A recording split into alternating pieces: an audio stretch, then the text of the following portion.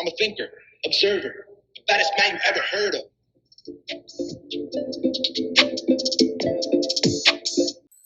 All right, everyone. Welcome back to the 2020 Vision podcast. Again, I am so excited as we are rolling through these episodes and talking about this pivotal decade that has come upon our 20s.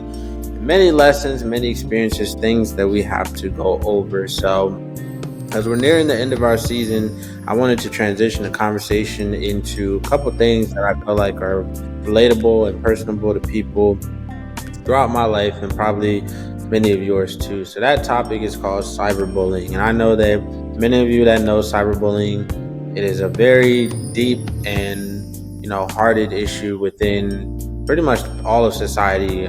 It more so is huge, just all over the internet, social media, just what you say about people and the way that you manage your social media and how you are mentally on social media and in real life. It's a huge difference, and a lot of people, I feel like, take it for granted. So before we get into that, I want to introduce someone who has been a very special person and also has been a great leader throughout my collegiate experience and also has enjoyed just the collegiate world, and I've enjoyed having by my side. So Reghan, why don't you go ahead and introduce yourself?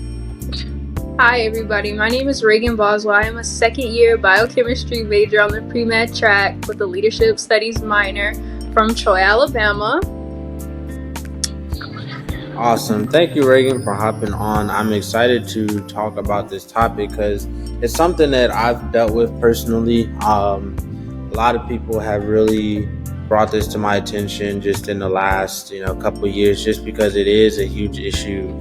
Something we've dealt with on our campus, and also just I've just seen so many of it throughout grade school, high school, growing up in my city. I feel like it's, to start off, it's one of the biggest things that haunts our generation today. I think that cyberbullying is a real issue. It's something that people really need to, just stop and think about for a second. What is the effect, the impact of cyberbullying having on people's mental health? And I know, we talk about mental health in terms of self-care. We talk about it in terms of what we do for ourselves and how we're taking care of our mentals. But you kind of can't mention mental health without mentioning cyberbullying and how that plays into it. So to start off, how would you categorize cyberbullying, or even just in your words, what do you feel like cyberbullying consists of? Because I know some people get it confused, like the definition of like how that can be played out through social media. Because, if you look at someone's like Instagram comments, you look at someone's social media, and someone may have commented something like that they personally don't like, or just anything, it might be interpreted through different people as if what cyberbullying is. So to you, how do you categorize cyberbullying, and how do you feel like it's impacting our generation specifically as a whole? I feel like cyberbullying, it just depends on the person, because everybody takes different things differently. So, you could say something on the internet and mean one thing, but, just because you don't see them, that face-to-face connection, you don't really know the tone that they're taking it and how you take it personally. So I feel like cyberbullying, it just depends on who you are. And what was the second question? And how do you feel like it's impacting our generation specifically in society today? I feel like cyberbullying definitely in a very bad way, because a lot of people commit suicide, so sadly, and it just brings down who you are as a person. It makes you second guess yourself. It makes you question who you are as a person, and it's doing that and you don't even know who they are. You're taking the opinion of people and you don't even know who they are. So yeah, and it's very true to think about, because a lot of for those of you that do research and actually look into the demographics of the world of cyberbullying, it is very interesting to see how many people actually partake in cyberbullying. It's interesting to see how many people are affected by it, because it's like it's cyberspace, so we're not really in reality. It's like literally on our phones, on our tablets, computers, like the world of social media as a whole, in a world of society today where everything is compared to and everything is literally like, oh, this person has this person has that. You feel like you're comparing yourself to somebody else. That automatic reaction to people is, you know what, I'm gonna go on social media or wherever this person is living their life, and I'm gonna bring like a reign of terror on their life just because I'm jealous or just because I have hate, for that person. And I might not even know who that person is, and it's crazy because most of the people affected by cyberbullying is based off strangers.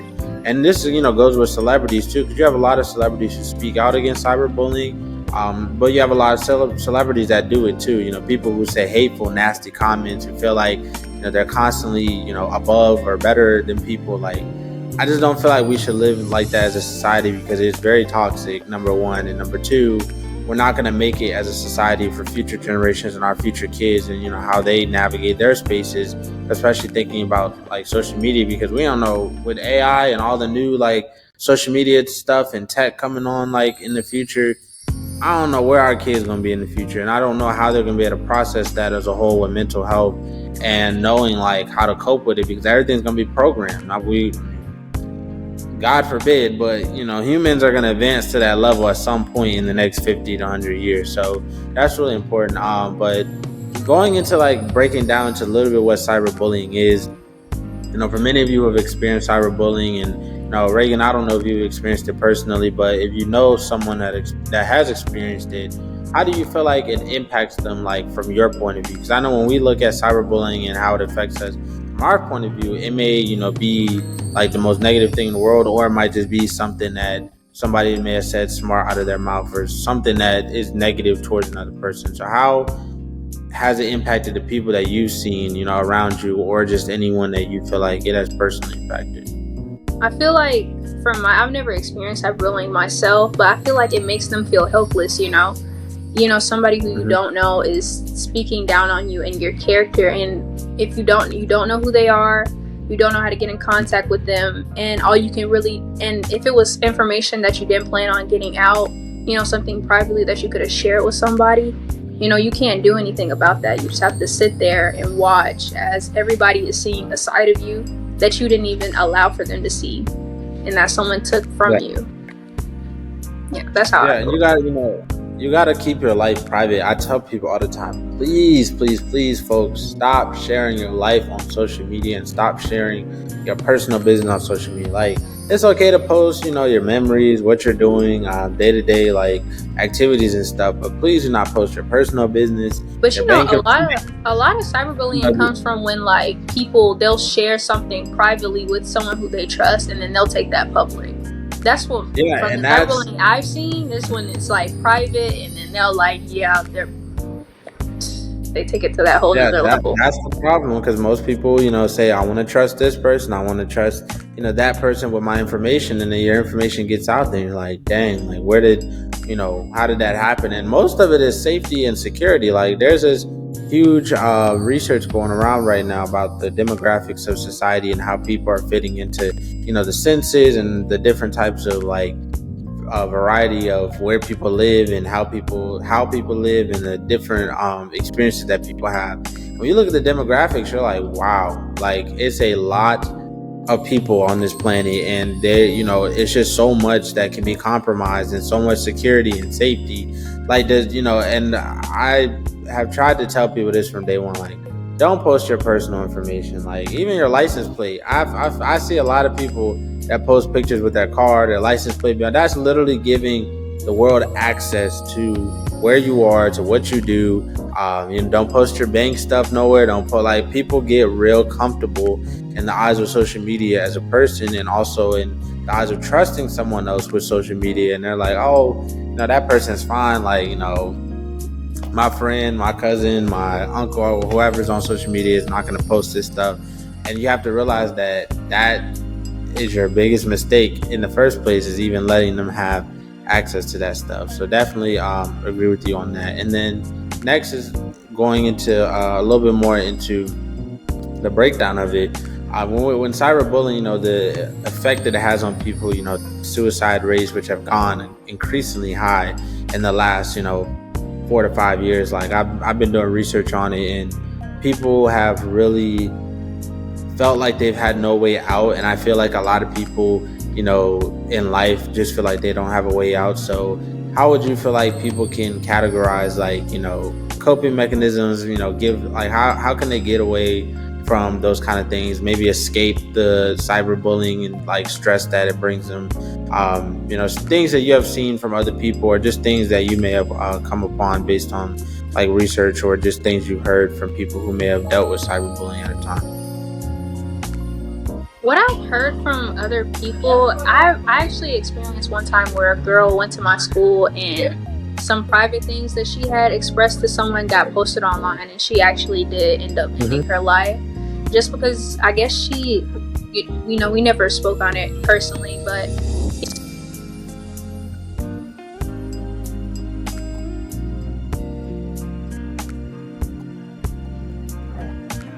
stuff like that can affect you forever. You could be trying to get a job and it could be like, we found this on you. So I think she just felt like it was always going to be there, and it was always going to be that cloud hanging over her, and I guess she just couldn't handle that. And we were very young at the time as well, so I think her being at such a young age, she couldn't see that it's not an end all be all. I don't really, me personally, I try not to let bad things that happen to me set me back.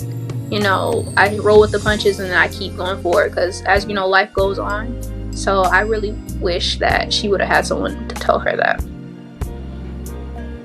Yeah, and it's definitely something that people need to start realizing, and emphasizing at most, because most of the time when you have someone that's dealing with something like that, you don't know what they're going through. And I think a lot of the cyberbullying and stuff that people deal with is constantly feeding on other people's energy. So you might have that one person who is trying to be like, class clown, or just trying to be the center of attention, who may end up embarrassing or putting someone's life at danger, and they don't even know it. And you're not thinking about it. And I say that, all of this to say to people who you never know what someone's going through. Yeah, who have been cyberbullied, and who have been cyberbullies, because there are people who have been cyberbullied and then turn around and do the exact same thing to others because they feel some kind of revenge. I'll say you don't have to do that. If you feel like you need to get back at someone, to teach them a lesson, but do it smartly. Make sure that you are doing it in a way where they can actually learn a lesson about what they did. Don't be worse than them, because then what better are you a person if you are turning around doing the same thing that they're doing? I feel like feeling the need to teach someone a lesson is giving them more control over you. I feel like if they already did something that hurt you, that hurt already gave them some type of power over you, and I just suggest that you don't continue to give someone that power over you by feeling as though you need to get back. Because plotting and planning revenge, that's energy, and you should put that towards something that matters. They don't matter because they already hurt you. Yeah, and use it to fuel your fire. I mean, I can give a personal testimony where it's like, I've been cyberbullied before, and I've dealt with a lot of internet shame, and I turned it into fire. I just be like, okay, like, you just gotta sometimes, if it's not physically harming you or injuring you, you have to just literally say forget it and move on. Like, obviously process it, reflect on it, figure out ways of solution to deal with it. But violence is obviously, famously known as never the answer. Like, do not feel like you have to go straight into violence, because then you're going to lose a piece of who you are, and that's not going to make the situation any better. You're going to just feel like, an outcast, and then you're doing something that you're not proud of, and then whoever you're doing it to, comes back and tries out for round two, of revenge, and that's just going to turn into an uphill battle. So definitely don't think, that's wise with people dealing with cyberbullying. And then, so going into the last bit of a point, like, what do you feel like, what can people do as a society? Because this is a society issue. I don't think it's like you can point it to one different type of group, or one different class, or even one different age range. But like, as a society, how do you feel like people can really control or help, cyberbullying get better, because a lot of it is bystanders. That's a lot of why cyberbullying still exists today, is because bystanders don't do anything. Bystanders feel like, oh, this is happening, I'm not going to say anything. And it's easy to, once you find a clue or find something that gives you a sign of cyberbullying, it's easy to end it. You just have to know how to work your way around the system and say, like, hey, enough is enough. So what would you say to people for them to, have different ways to not react, but have different ways to cope with it, and also figure out, solutions to, if they see a sign of cyberbullying, they see it happening to someone else, what can they do to step up and lead by example so that it doesn't happen again? I feel like if you see it happening to someone else, if it's on social media, of course, report it. And, check up on the person, how is this affecting you? Do you need anything? I don't know, take them a bag of chips and, be like, I know nothing. You would never do anything like that. Just do something to brighten up their day. Let them know that they're not alone, and let them know that that they wouldn't do something like that, or that whatever did get out, or whatever it is, that you don't think of them less because of that. And I guess for people who are experiencing cyberbullying, just take it as a compliment. Like, they're so concerned about you and your life that they took the time out of their day to make that post. Yep. They took the time out of their day to think about how to spell each and every single one of those words, and was like, yeah, this is really gonna tear them down. This is gonna eat them up. And it's like, just don't worry about it. Tell them to find them something to do. Tell them to go get some money. Go be productive. Yeah. Because then I love what you said about that, because most of the time, as you all know, most of the people that are cyberbullying, or even, bringing up the fact that there's something to be said about somebody, they're not happy with themselves. It's because their life not good. Yeah, they jealous. They do something bad with their life. They're fumbling the bag, as most people would say, with their life, and they don't feel like they're secure with themselves. Because that's what my dad used to tell me. I used to get tired. He's like, these people ain't nothing. Like, they don't. You know what I'm saying? They're doing it to you because they ain't got nothing else better to do. And I think you have to realize that. Yeah, like, because if you got time to sit on people's, you got time to sit on people's accounts on YouTube to make a video, bro. The memes are ridiculous. Like, you got time to sit, make memes and about people. Come on, bro. How old are we? Really? No, like, making memes, like, I don't even know how to do that. So if I made a meme about something, I would have to actually take the time to learn a new skill to be able to make fun of you. Like, it's just never been that serious. Yeah. And you have to understand, like, why is this person so concerned about me? Why is there so much going on? Like, why is this person? Because they ain't got nothing else to do in their life. They're literally bored. And the fact that you make them talk about you, that's impressive. You should be proud. Exactly. You're something to be talked about. Like, what did they say? They talked about Jesus. Like, you're something special. So you're giving them a reason to say something, and when you're giving them that reason, it's like, oh my goodness. Like, and that like, ultimately the mindset, it lets people know you can't be messed with. Like, you're just like, I'm not, the less, my dad used to always talk about, like, composure and, making sure that you focus on, like, keeping your emotions low, because you don't want to seem like you're, hyperactive to people. Like, don't allow people to mess up your energy, like your spirit. Really just, reel it in. Whatever they said, brush it off. Obviously, a little brush. Like, it ain't gonna hurt nobody, because it's not gonna hurt you. And I think a lot of people take that for granted, especially my people in their college days, in their 20s. You guys have to realize that this is a pivotal time for you. This is the time for you to learn about this stuff and learn this, the mistakes and the lessons and the memories. But also know that don't let nobody mess with you. Like, honestly, if your social media life and things that you post and things in your life are so open, you're giving everybody a reason to talk about you, because you're you're seeing, if they're not talking about you're not doing something right. Yeah, like, if they're talking all your business and telling people this and that, that's their opinion. Nobody cares. At the end of the day, only opinion that matters is yours, your God, if you do worship one, and your family and your friends and people who have your back. Everybody else, they don't matter. Because at the end of the day, they ain't got nothing else to do better with their lives. they in the system for a reason. They doing what they need to do to survive. And then at the end of the day, it's like you're living over here blessed.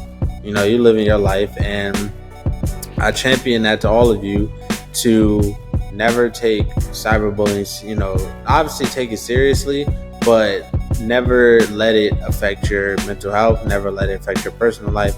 Don't let it impact who you are as a person, because that is going to be a part of your spirit and a part of your aura and just who you are as a person. Like, it's going to affect Exactly, you. because they're And doing just it like, to see you upset. They're doing it to see you sweat. They want to see you bothered. And if you can avoid giving somebody that satisfaction, if you acting like you're okay, if that is not gonna tear you down, I suggest you do it, because that's the best get back. absolutely. And you have to realize that, that famous phrase goes back to, if God don't got you, then nobody else got you. So as long as you trust in God, if you believe in God and you understand that He's gonna take you higher, He's not gonna, He's gonna make you a better, more humble person than everybody else set out to get you is gonna be. And that You're not letting them in. That door is closed. So they know what path they're going in. You know what path you're going in, and y'all both on different paths. And then when you meet in the middle, that's the path to success. And that's where like, this is what I want to do, this is what I want to take care of, this is what I want to be a part of. I'm not gonna let nobody mess that up for me. And that's where you gotta really change that mindset to say, this is my time, this is my energy, this is my spirit, and you can't let nobody mess with that. Because at the end of the day, that's what's gonna drive you insane. So you let somebody mess with it, and it really just it changes people. So but definitely take cyberbullying seriously. Allow people to have a voice and advocate for themselves and fight for themselves, especially in the Black community. And number 3, just ensure that people have a chance to be themselves, and that famous statement, don't judge a book by its cover. Do not do that. Like, absolutely take pride in who you are, take pride in how other people are. Don't judge a book by its cover. You never know what someone is going through. And make sure that love, kindness, and affirmations of the peace of societies, it lays rest on the mindset of future generations. So make sure that mindset is always positive, not to bring somebody down, not to be negative, and make sure that people are supported. So but Reghan, if you have anything else you would like to say or add, for those who struggle with cyberbullying, or who may not struggle with it now but struggle with it in the future, any advice you'd give to them on how to keep the doors closed and keep the haters away, or sometimes use that to fuel their fire within. One thing I want to say is probably to the bullies, just stop. It's not worth it. Just stop. Just go look in the mirror and tell yourself that you're beautiful, instead of going to tell somebody else they're not. Just stop. Because at the end of the day, think about it. What are you gonna get out of this, really, besides the suffering of somebody else? And do you want to be the type of person that enjoys to see other people suffer? So that's what I have to say to the people who do partake in cyberbullying. And for the people who have been in cyberbullying, just keep your head up. If they ain't talking about you, you ain't doing something right. So just everything's gonna be all right. Everything passes. Everything happens for a reason. Everything comes with a lesson. So just take a step back and look at it and see how you can use this to help you grow as a person, because that's all that matters, and that's all you can do in life. Just always keep going forward and never back. Amen, Reverend Boswell. But yeah, definitely. You heard what she said. Always believe in yourself. Never let people who are insecure and constantly feel like they have to draw other people down to lift themselves up, never let them affect your life. And stay true to who you are. I feel like a lot of people don't do that. They don't stay true to who they are, because other people are trying to tell them what to do or how to live their life.